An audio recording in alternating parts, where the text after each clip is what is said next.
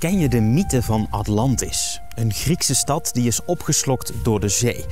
Of het echt gebeurd is, weten we niet precies. Maar er hebben wel degelijk dorpen bestaan die zijn verdronken in zee.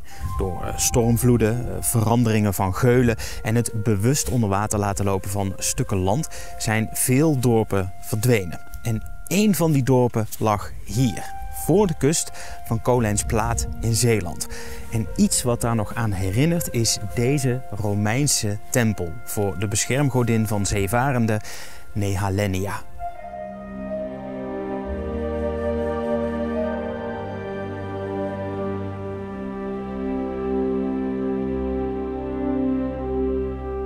Natuurlijk niet de echte tempel, dit is een reconstructie, maar de tempel heeft wel echt bestaan. Ongeveer een halve kilometer de Oosterschelde in. Inderdaad, nu dus op de bodem van de zee.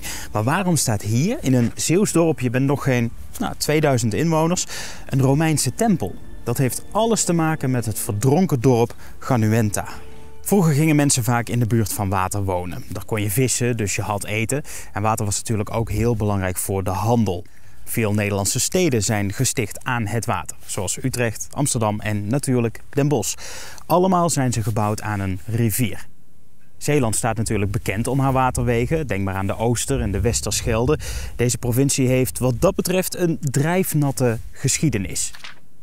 Nou, op deze kaart kun je goed zien hoe Zeeland er vroeger uitzag. Je ziet dat de waterwegen zoals we die nu kennen heel anders zijn. Logisch is eigenlijk dat de verdronken dorpen op plekken staan waar nu de zee stroomt.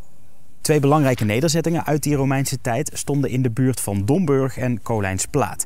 Deze hadden een grote haven en zeevaarders richting Brittannië, het huidige Frankrijk en het Duitse achterland vertrokken vanuit hier. Nou, voor een behouden vaart werden er vaak offers gebracht aan godin Nehalennia.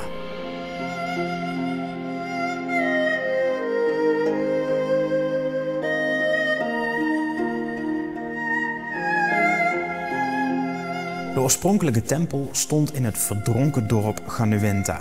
Deze afbeelding is natuurlijk een interpretatie. We weten niet precies hoe het eruit heeft gezien. Maar op basis van ervaring kunnen historici een aardige inschatting maken. Maar hoe weten we nou dat dat dorp hier in de buurt van Kolijnsplaat zou hebben gelegen? Nou, dat zit zo. In 1970 was een visser uit Tolen aan het vissen op de Oosterschelde. En toen hij zijn netten binnenhaalde, bleken er een paar grote stenen in te zitten. Nou, omdat de stenen een inscriptie hadden, zoals je er hier eentje ziet, nam hij ze mee naar de wal en nam contact op met archeologen. En die wisten meteen dat het om iets, bijzonders ging. De steen bleek een altaarsteen te zijn, met Latijnse inscripties uit de tijd van de Romeinen. Archeologen gingen natuurlijk meteen op zoek naar meer. Nou, uiteindelijk zijn er talloze stenen gevonden die allemaal één ding gemeen hadden. Ze gingen namelijk allemaal over de waarschijnlijk Keltische of Germaanse godin Nehalennia. Deze stenen werden vaak gemaakt door zeevaarders als een soort bedankje. Zeelieden wensten een veilige terugkeer en wanneer dit was gelukt, offerden ze een altaarsteen aan Nehalennia. Hoe duurder, hoe beter natuurlijk. Nou, op veel stenen die nu te vinden zijn in het Rijksmuseum van Oudheden in Leiden werd Nehalennia afgebeeld. Vaak met fruit, wat symbool zou staan voor voorspoed, en vaak met een hond, wat symbool zou staan voor trouw. Iets wat je allebei prima kon gebruiken op de Ruige Zee. Nou, wat trouwens wel bijzonder is dat voor zover bekend je nergens anders in het Romeinse Rijk de godin Nehalennia kon vinden. Alleen hier in het huidige Zeeland was ze een soort lokale godin.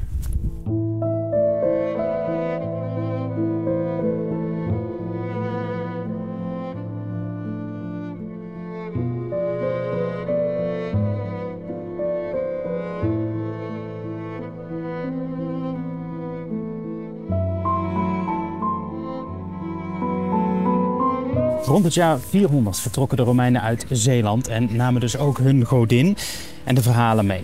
Daarna werd ze vergeten. Tot 1970, toen alles weer letterlijk boven water kwam. Inmiddels zie je haar naam op veel plekken opduiken in het straatbeeld. In 2015 is de tempel in Kolijnsplaat gebouwd ter herinnering. En een standbeeld van een soort moderne Nehalennia kijkt hier in Domburg uit over zee. Voor een behouden vaart. Ik kon hier niet met de boot, maar met de auto komen, dankzij Oostendorp Autogroep. Dank daarvoor. Dank ook aan jou als jij lid bent geworden via weetjedatokweer.nl. Dan staat jouw naam nu in beeld. Enorm bedankt voor het kijken en ik zie je graag in de volgende.